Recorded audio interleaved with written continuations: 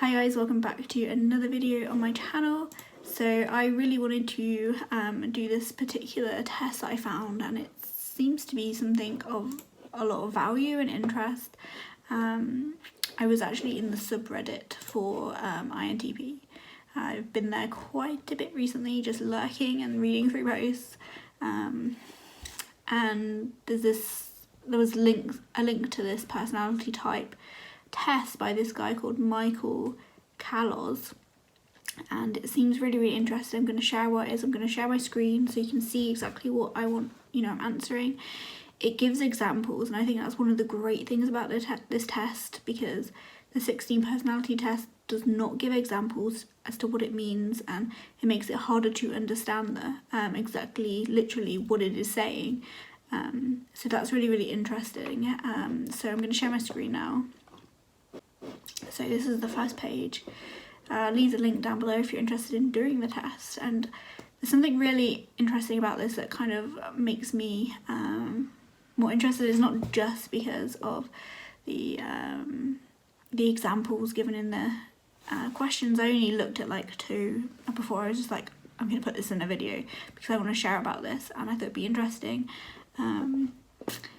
But so skeptical you should be. Like we said, there are a lot of bad personality tests out there, and we're promising a lot. So I've no idea. I've not done any research. I don't know how any other people find this test, except in the INTP group it seemed to be quite well liked, I guess. And so here it says, but personality typing is all about understanding differences, and different communication styles work best for different types of people. So let's put that concept to work. If you're a skeptic, click the plus button for an alternative introduction to the subject, which is what I'm going to do, and it makes a lot of sense to me. I don't know if it would make a lot of sense to you.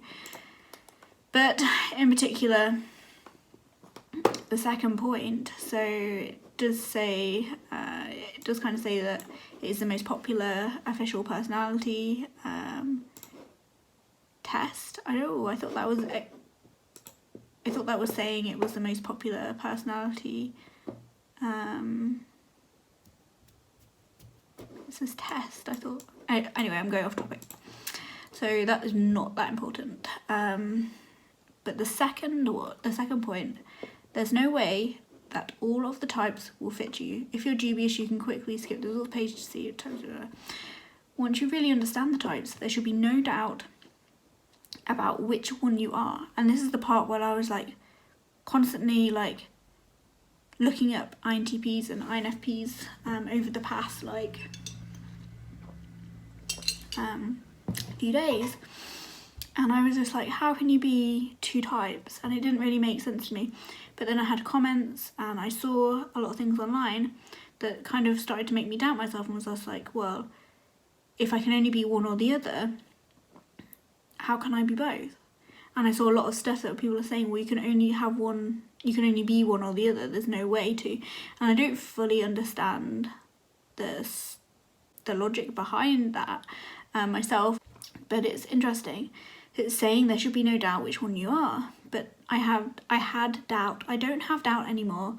I'm very aware. I think because like your first function is actually unconscious, so you just use it so naturally that you don't necessarily think about it a lot and think about if that makes sense.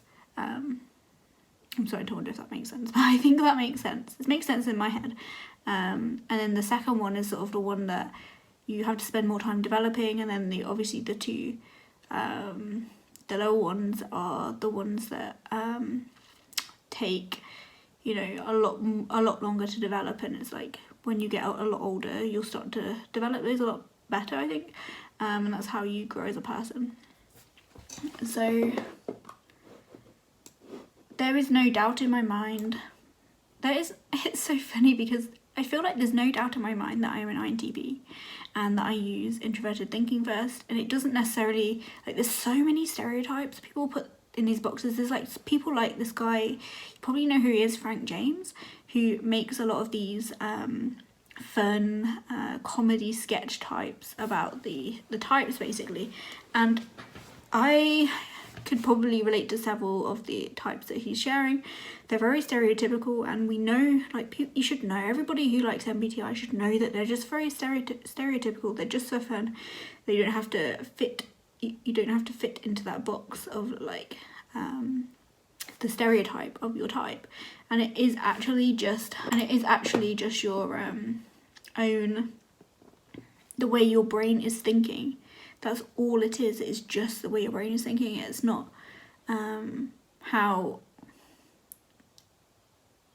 you want to be. Like, for example, like, I know that I've strived to be this ideal person that I wanted to be. Like, you know, I was very influenced online a lot because I could see all these people being really successful and being, like,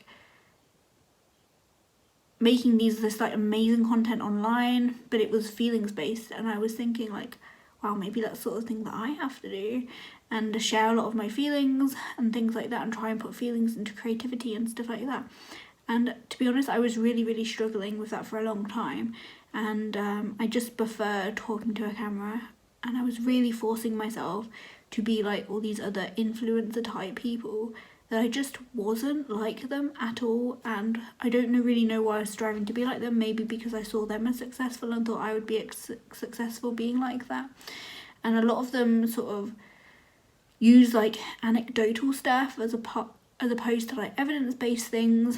And I started to think, oh, maybe because all these people think that that's right, that, you know, you can do that, maybe you can do that. There was some weird logic disconnect going on in my brain. And so now I can see really clearly that it was just really difficult for me to figure out that I was actually an INTP, because I was suppressing who I really am in a way. And yeah, and nobody really knows how my brain works except myself and those I'm most comfortable around. And in this case, it's really just my partner. And so yeah, we'll move on. Many personality websites get this part wrong. They make it seem, for example, that an INTJ and an INTP are pretty similar because they have 3 letters in common. In reality, they're completely different because they have none of the same cognitive functions. And FI and TI are very different, actually, when you look into them. And the percentages really throw you off, and you really take those percentages as like, that means I'm 50% one thing, 50% the other, or 60-40, or wherever your percentages lie. And so if you're like 100% and everything, you must think that you're a very strong INFP. I know, like a very stereotypical INFP or something. Anyway, so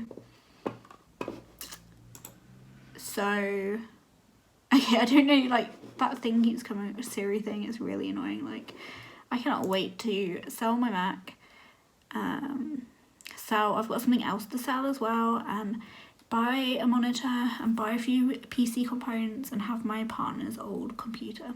Can't wait to do that because I am so sick of Apple. Like, I don't know how I've gone on this long with Apple products. They are terrible, very slow.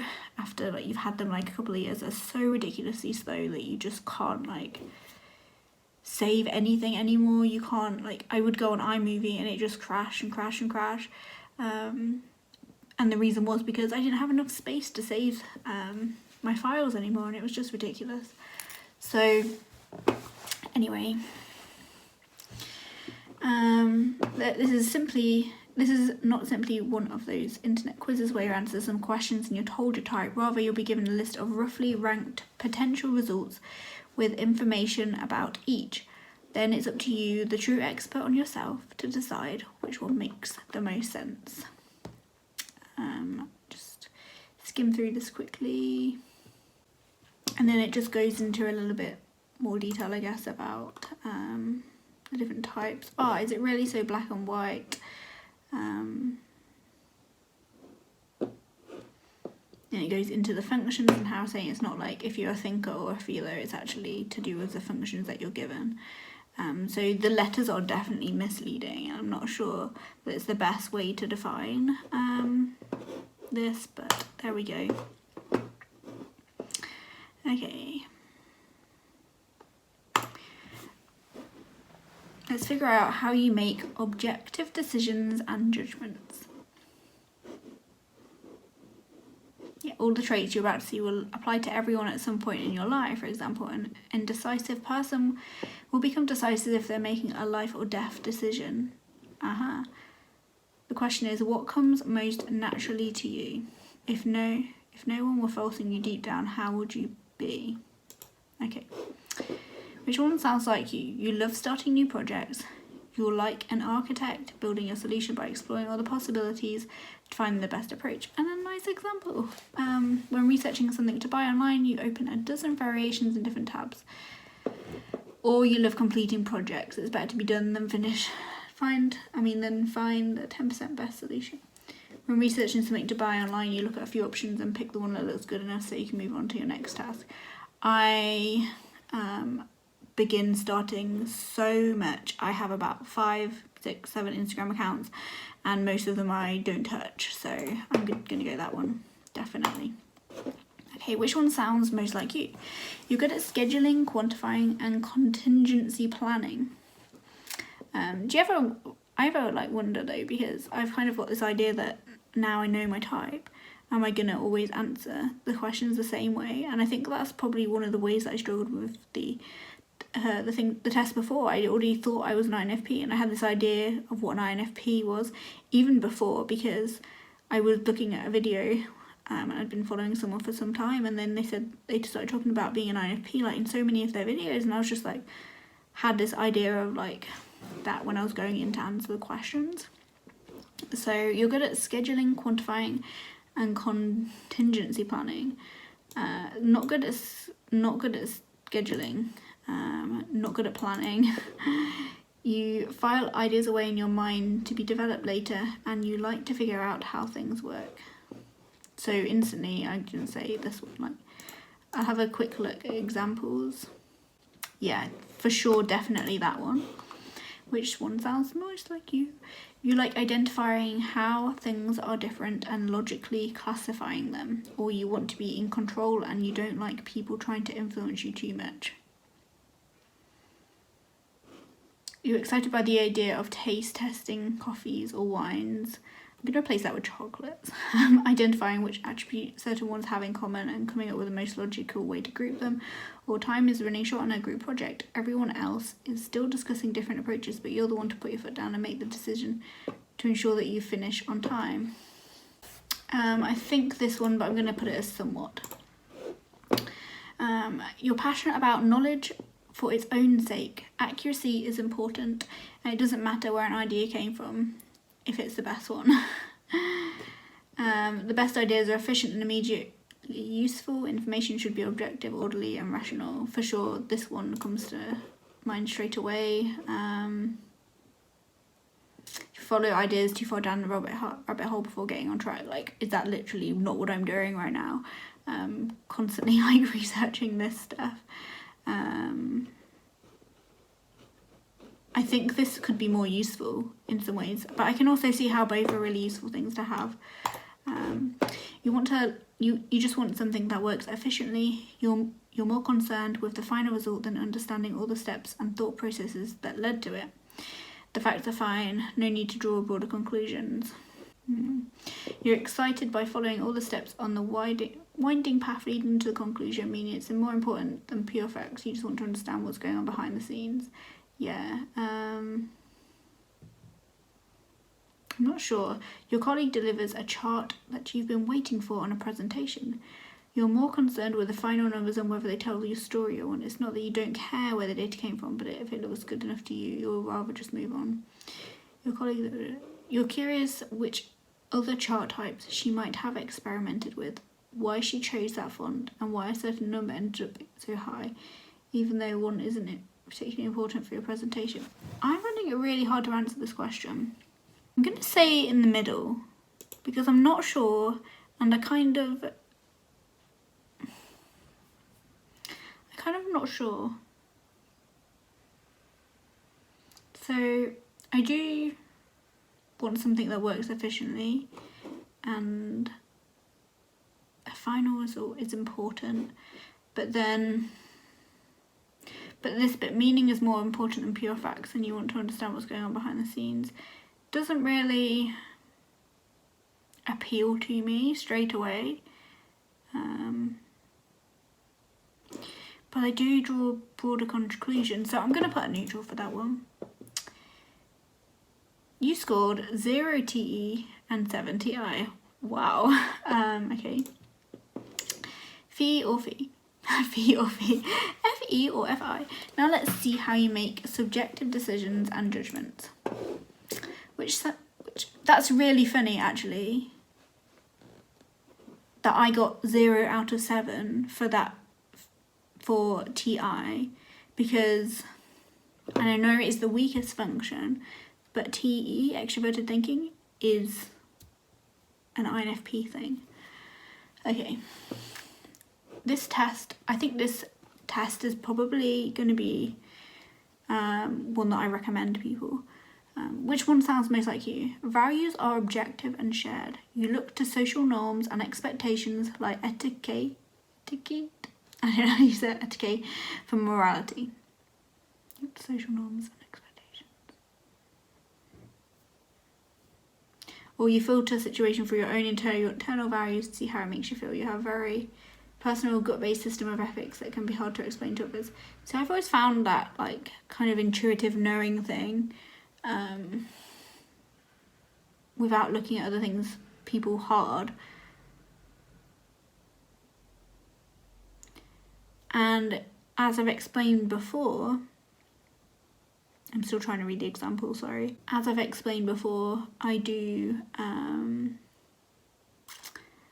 necessarily agree with all rules and stuff, but I do look at, like, for example, veganism. When I became vegan, it was because I was looking at all these other people who were saying that the only right thing to do was to be vegan.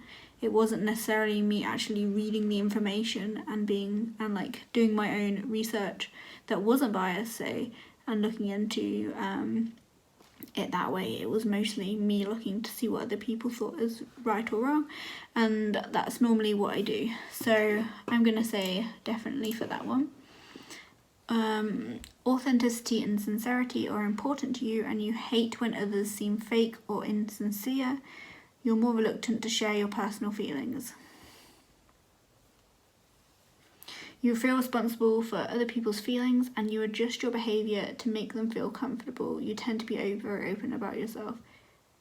I'm not very open about myself, but I do feel like I can't fully be myself around some people because I have to, for example, if someone's talking about a topic that I'm not that interested in, I will be really polite, but then I think everybody does that, and I adjust my behaviour. But authenticity and sincerity are really important to me, and I hate fakeness, and I want everybody to feel like they can be themselves, and I'm definitely reluctant to share my personal. But then when I look at the examples, I definitely feel more the second one. You like to make sure the group is feeling good, yes. So you're willing to bend a bit on some of your values to make other people feel more comfortable. Yeah, for sure. Like, people can tell me stuff that, so for example, someone can tell me that they broke a lockdown rule, and rather than me being like, oh my god, that's so bad, I will literally just be a bit like, oh, okay, and like join in with them and kind of like laugh with them and stuff. And some people feel like they can tell me stuff that they've done wrong in their lives, or just little things that they've done that other people would be really judgmental for, and I don't even see where they're coming from or anything like that, but I still allow them to just have that. So I'm gonna say this is actually really difficult for me, so I'm actually gonna say somewhat on that one.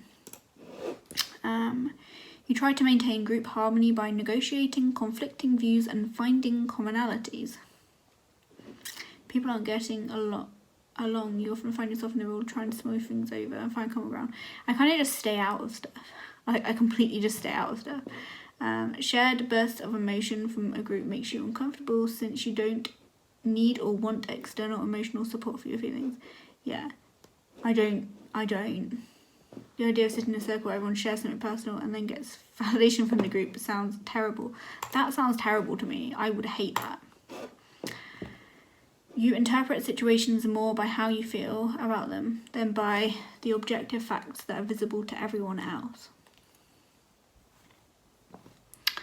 You often find that advice from other people isn't very useful to you because you see many distinctions and personal issues that prevent their advice from fully applying to your situation. Yeah, I don't like telling people my problems and then them giving me advice because it's generally bad advice. And I see personal issues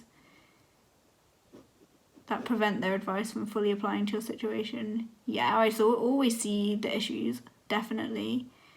Like I can ask somebody, I actually just stop myself from asking somebody's opinion on something, and I will literally just stop myself, and it can be a really good friend, and I just won't tell them because I think, well, they'll just say, well, you should do this, when I don't want to do that because I can see all the problems wrong with that. So I definitely think that is me. Let's read the other one. You pay attention to the moral implications of actions, and you're more concerned with how things should be than how they are. You enjoy discussing codified morality, such as what types of values a society should have. No, I definitely relate to that so much. You're in tune with how things make you feel, and you're focused on self-expression and sharing your emotions through experiences or art. Example, you're very aware of how people and experiences affect your mood and your feelings, and you channel those feelings directly through something like art. Like, I like art, but I don't feel like I'm channeling anything. I think I'm just copying something or putting things that I like together to create something, and my creative approach isn't really feelings based. It's more like ideas based. And being influenced by like nature, for example. You're in tune with other people's emotions, and you actively try to fulfill their needs. You sense how other people are feeling, and you can't help but feel some of their energy rub off on you in a way that makes you feel attached to what they're experiencing. Yeah, I feel that. Not a great deal, but sometimes I do this, and I feel like maybe I'm being a little fake and not fully myself because I'm trying to like make them happy, almost like people pleasing behaviour. So I think I'm gonna say definitely on that one. Interesting, you scored 4 FI and 5 FE. That's very interesting. That is quite like interesting that they're both in odd numbers so far, so they can differentiate by like 1 point.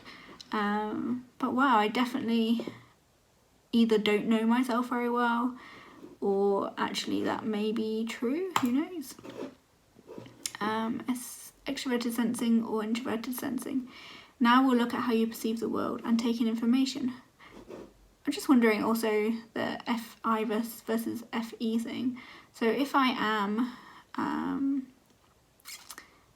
INTP, which I know that I am an INTP, and I score like quite unusually on, you know, like a mixture of both, like not 50-50, but what would you say that is? 45-55 or whatever it is. Because it is my, what is the word for last function? Tertiary? No?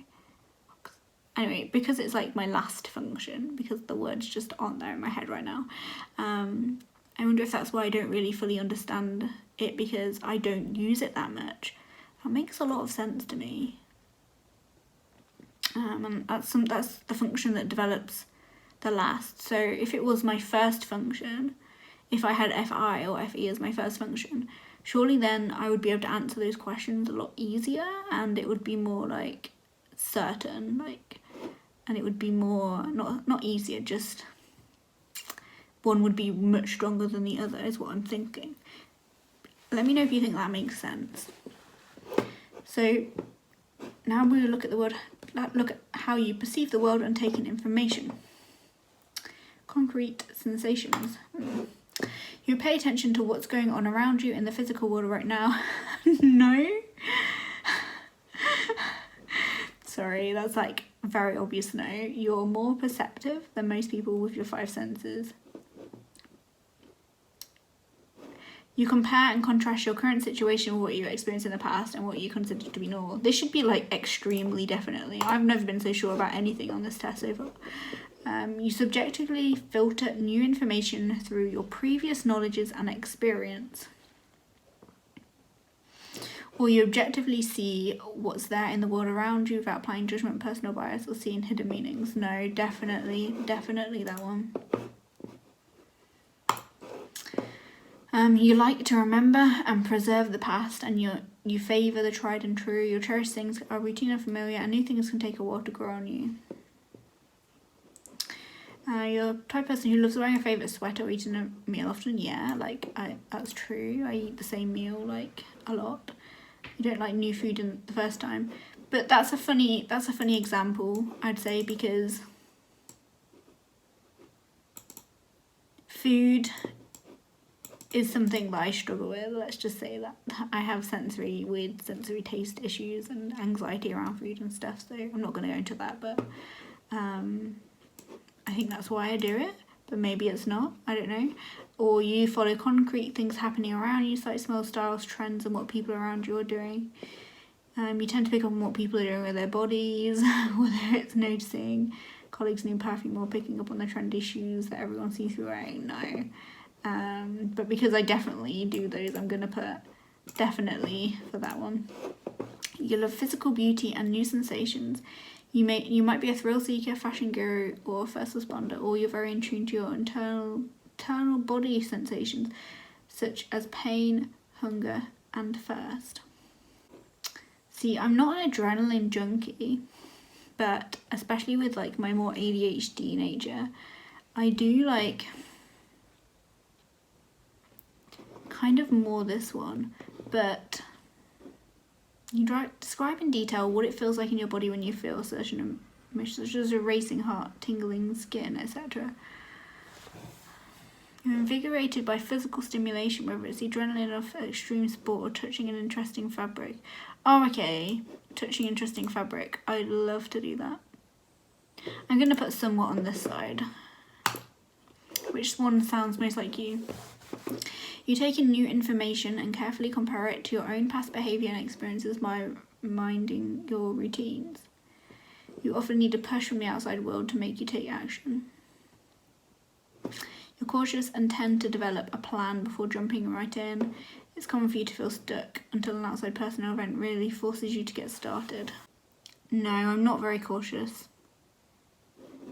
I'm going to put this one, but I'm not convinced, so we say. You scored 6 SI and 2 SE. Interesting. Next, let's see how you deal with less tangible information not associated with the physical senses. So you focus on a few good ideas and exclude other ones to avoid distraction. I get distracted easily. You're indecisive, you love brainstorming, and you judge a lot of thoughts in your mind at once. For sure, 100% that one. Don't even have to look at the examples.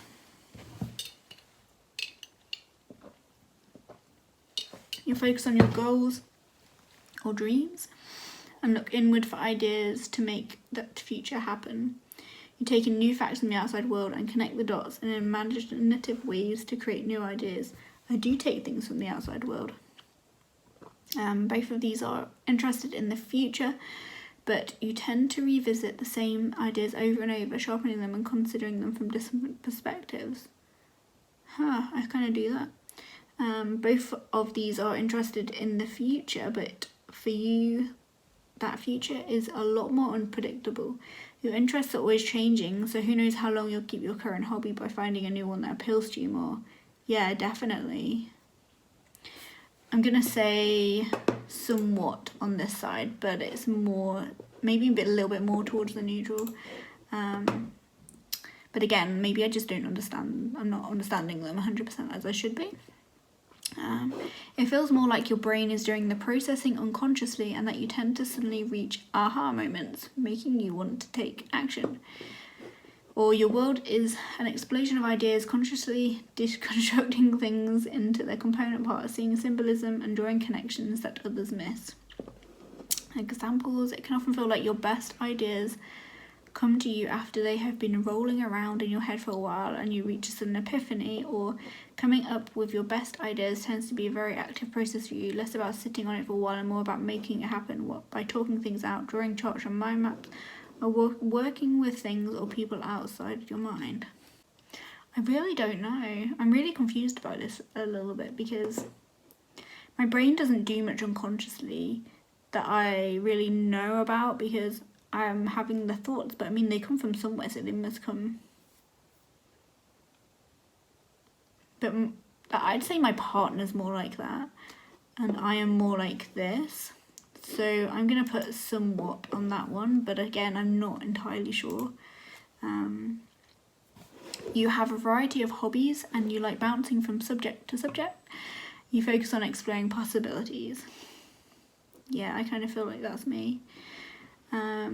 Developing an idea tends to involve thinking out loud and tasting all possibilities, since actually speaking them helps you decide how you really feel about each one. Yeah, talking to my partner about something really helps me to decide, for sure.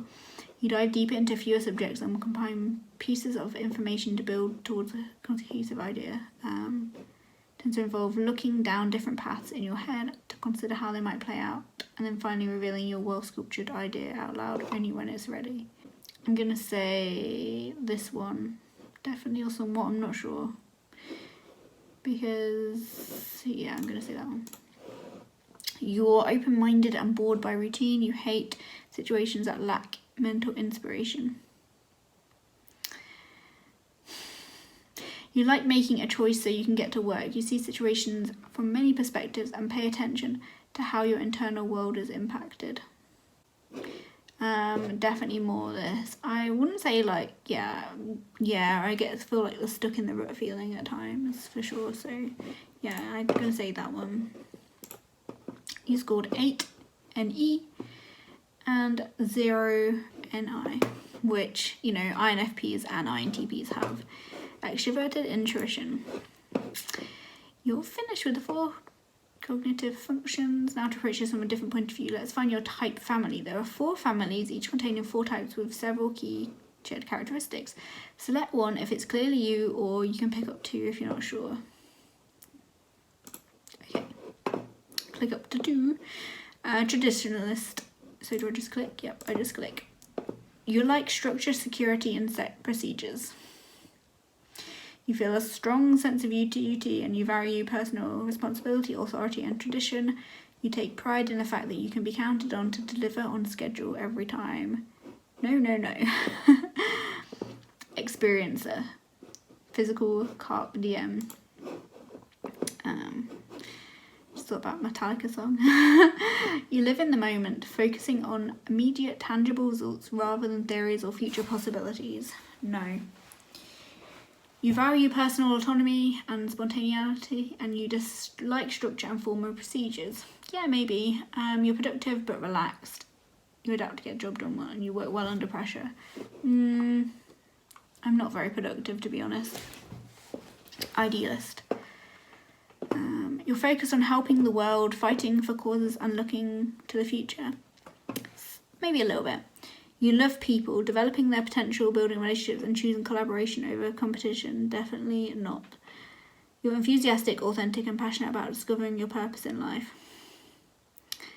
A little bit, not like completely. I think I can be enthusiastic and authentic, but discovering my purpose in life, I kind of realised that I don't have a purpose in life, and the purpose in life is one that you actually create for yourself.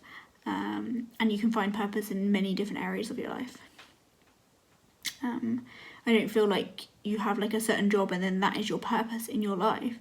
Like, purpose is driven from several different things. Conceptualizer. You're objective, logical, and skeptical.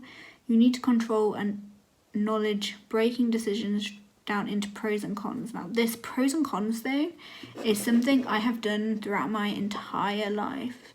is how I decided to go on ADHD medication. I wrote a list and the pros were longer and probably more important than the cons. I do that for so many different things, like when I'm deciding, like if I wanted a job change or something, I would literally list the pros and cons. It might not be physically there, but it's going through my mind at least. You're more concerned with the big picture and the future than the short-term practical details. Yeah, like I like details for sure. And I'm concerned for the future for sure. Big picture I'm not so sure about. I probably am. I don't know. You're competitive and you like to innovate with little regard for past approaches. Yes, innovation is something that I really, really like. And in terms of competitiveness, like if I'm doing a test and other people are doing a test, I really like getting higher results because it makes me feel smarter. But then I'm not competitive as in like I need to win a game. Like I don't feel like awfully competitive about that. So I'm going to say this one. I think this would be my second one and I do this one. But it says click up to 2, so I'm just going to click that one. What's your biggest weakness? Overthinking, overanalyzing. Or think of your words. Oh, actually, or maybe my biggest weakness is when I'm feeling stressed. What do I struggle with? Talking about my feelings. I suppress them. Just not good with my feelings, like in terms of that. So bearing that in mind. Hypersensitive and distrustful of feelings. You see others as weak and inferior. I don't like to think like that. You distrust feelings and look down on emotional people. You're hypersensitive to criticism. I know this is a really sensitive thing because it's your weaknesses. Like, do I really want to show you my weaknesses? Click up to 3. So when there's emotional people, like people who get really emotional over silly things, I tend to think, I tend to not really understand them, to the point where it makes me feel like quite annoyed with them. But it's not all feelings, it's just the ones that I don't understand. I'm sorry, I've got to click that. And it makes me feel like I'm really insensitive now. But I'm hypersensitive to criticism. When I'm stressed and someone's criticizing me, it makes me feel bad about, and it will make me feel bad about myself. And then I become really self-critical as well. And I think that's the reason why I'm sensitive to it, maybe. Unconfident and vicious. You make sweeping, critical and vicious judgment. You distrust others or you conform to feel like part of the group. You obsess over perfection and see things as black and white. I definitely don't see things as black and white. I definitely see things as grey. Depressed and unmotivated. You withdraw and feel depressed, losing energy and motivation. Yes. You feel nostalgic, emotional, and like no one understands you. Yes. You decide that things need to be cleaned or reorganised, or you become a hypochondriac. Like I've said in a previous video, like if my mental state isn't too well, and I clean up, it does actually make me feel better. Paranoid and mystical. You feel flustered and afraid of ruining relationships or losing loved ones. No, not really. You're confused and paranoid. Misinterpreting others' words as disapproving of you. Not really. Maybe a little bit. You start to see deep prophetic significance in everything. No. Sensitive and lonely. You feel hypersensitive, unlovable and separated from everyone. I don't really feel unlovable. Like I don't feel like that's something that I have a feeling of. You're far more emotional than usual, either crying or yelling. Like my emotional outbursts are normally because if something's underlying and it's going through my head over and over and over again to the point where it's really bothering me, I can either just like be like, okay, that's enough of that, and it just kind of like stops somehow. I don't really fully understand that. I think maybe, I don't know, to be honest. But I can get angry, like I'll get angry. And when I have anger outbursts, my partner says it can be quite scary. And he just has to like, kind of like fully leave me alone. But it just comes out. And it has to come out somehow. You obsess over proving minor logical points. Maybe. maybe that one. Maybe like a 50-50 on that one, so I'm not going to click it just yet. How many can I put? 3, I think. Self-critical and judgmental. You make harsh, nitpicky judgments of others. You feel the need to take action and correct what you perceive as wrong. Yes. Judgments of others. Yeah, in my head, I guess I can do that. You feel incompetent, but you try to bring order to the out-of-control world. Yeah, I think that one. I feel quite strongly on that one, actually. Obsessed and self-indulgent. You worry that everyone is noticing something negative about you. You feel haughty. I don't know what that means. Critical of others and like the world is against you. Not really that the world is against me. You feel self-indulgent, seeking pleasure or danger. Then you beat yourself. No, I don't really do it, I guess. I overeat maybe, but I don't seek danger really. Reckless and fearful. You feel anxious and less tolerant of the unfamiliar. You're uncharacteristically spontaneous and reckless.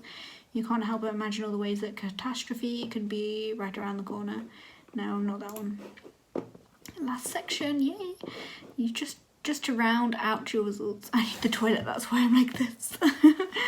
Just to round out your results with a little more data. Here's a short, more traditional personality test where you pick up a test. It's just 1 point where you'll pick border dimensions that have specific cognitive functions. Oh my god, this is so long.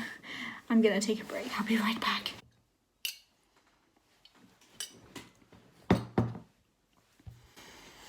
Okay, just 4 more choices. So it looks like just one or the other. So imagine you just got home from a long day at work and you're feeling low on energy. Okay, yep, I can imagine that very easily. What's usually the best way to get you re-energized? I know this one's nope. Go out to be around people. Of course not. Get some alone time, yeah. I don't even have to read any of those examples or anything like that. But I guess, yeah, it just makes so much sense. But I think sometimes though, some people could be like in between. Which way of making decisions comes most naturally to you? You probably use both of these methods, but which one do you go to first and feel is most important for you personally?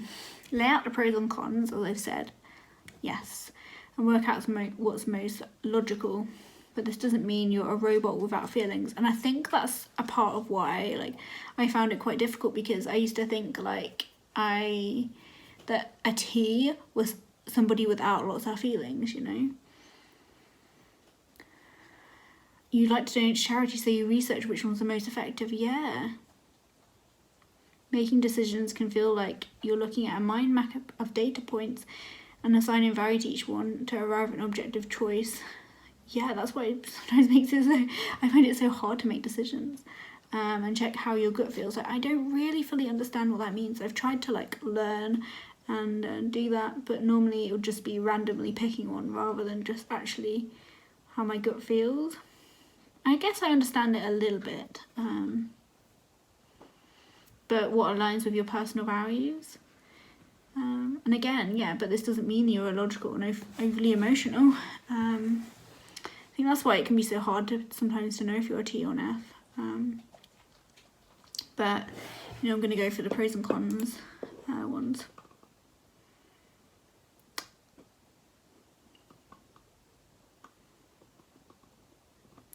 Imagine you're walking around outside. Where does your attention tend to be focused? On the future or the abstract? You're focused inside your head on ideas or possibilities, however impractical. I can say straight away without looking at the other one. That is that one. On the present or the past, you're focused on what's real, practical and actually happening in reality. I try to do that. I try to be more mindful. And nature is definitely, when I'm hiking, nature is something that I do definitely feel like I'm more present in. Compared to other people, which one sounds more like you? You're a decisive decision maker who sets specific goals and follows a plan. You're an indecisive overanalyzer who leaves options open to adapt along the way. Your emails or papers are nicely organised into folders. You're good at finishing your to-do lists. No. Your desk is covered in sticky notes. In comparison, my notes file on my phone is completely full with like 1,000 notes. I've never gone through them. You hang on to things in case you need them someday. Yes. Friends or colleagues would say that you're most valuable toward the beginning of the projects to add your new unique ideas. Yeah. Let's see what my result is. Save your results. Oh, I'm gonna save my results. Ooh, I feel a bit nervous to look at them. Oh. Cognitive functions, thinking, feeling. Yeah, it was kind of more of a 1, but yeah. But that makes sense, right? It's my last function. What the hell? Is it tertiary? What is, I can't remember what the name is. Oh, dominant? Auxiliary? Tertiary? I think that's right, and I can't remember. It's really bugging me. Oh, so even with sensing, like, some of them were interesting. Anyway, need help understanding this? Curious to understand more about this. So you can find out, like, a lot more information, and that I think this is really, really great way of doing it, especially if you're very new to Myers-Briggs. I think it's an amazing, actually I think this test is amazing. Like, all the information that it gives you extra is just helps you understand it more. Greatest strength, very thorough thinker. Greatest weakness, never stops to make a decision. See, that is actually not something that I say in job interviews. I don't go, my greatest weakness. My weakness is I can't make a decision, or I struggle sometimes to make a decision, or as this says, never stops to make a decision. I normally say that I'm over analytical. I analyse things to the point of exhaustion, but I don't say the exhaustion bit. Obviously.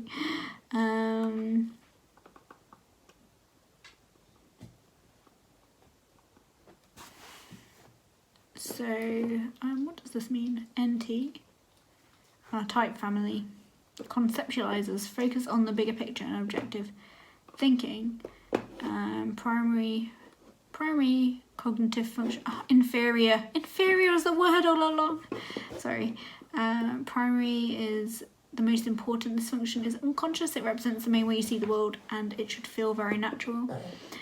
Introverted thinking, accuracy, curiosity, seeking understanding, logic, blunt honesty. Auxiliary function, extroverted intuition. Tertiary cognitive function, introverted sensing, and extroverted feeling. This function is unconscious, so no wonder it's hard for me to differentiate between which one. Think of it as your main weakness, but it's still part of you, so it should feel familiar, even if it can be confusing, unpleasant, or difficult. It might be something you struggle with often, or it could feel so foreign that you have trouble understanding how others enjoy it. Yeah, so of course you wouldn't understand it so much, so why would I, of course, that's why my answers are so, like 4 and 5, I think it was. Out of 9, so yeah.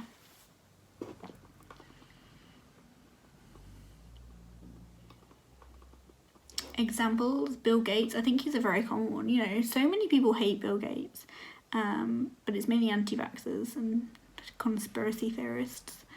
Albert Einstein, Marie Curie, Ellen Page, Lord Varys from Game of Thrones. Oh really? Interesting. I did like Game of Thrones a lot.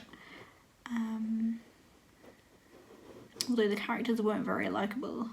None of the characters were really likeable, you know. Tyrion was probably my favourite character. The other characters that I really loved the most were the dragons.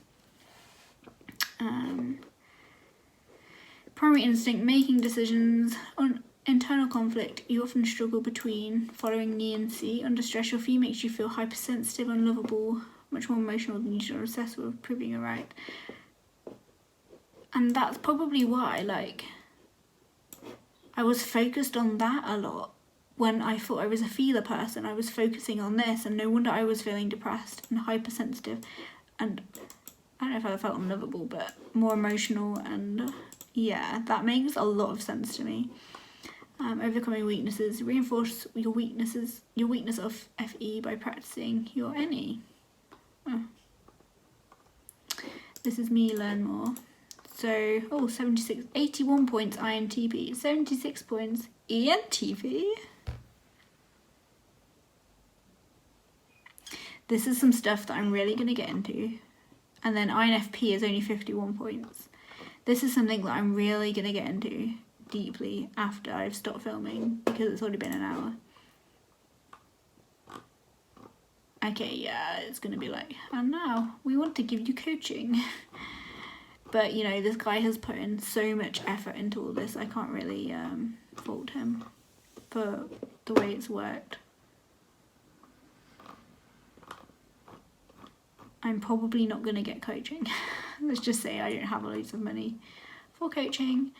But I don't want it to devalue the whole test because he offers coaching. In fact, you know, sometimes I think that people who add a lot of value and time and effort into something that they care about also may have the motivator of money at the end of it. And therefore they're going to put in more time and effort. And that's kind of how I feel. So I think there's no harm in doing no harm. It's not the word I'm looking for, but yeah, I don't think it's a bad thing. But I'm just going to recommend this personality type test for anyone. I think it's the best one that I've ever seen.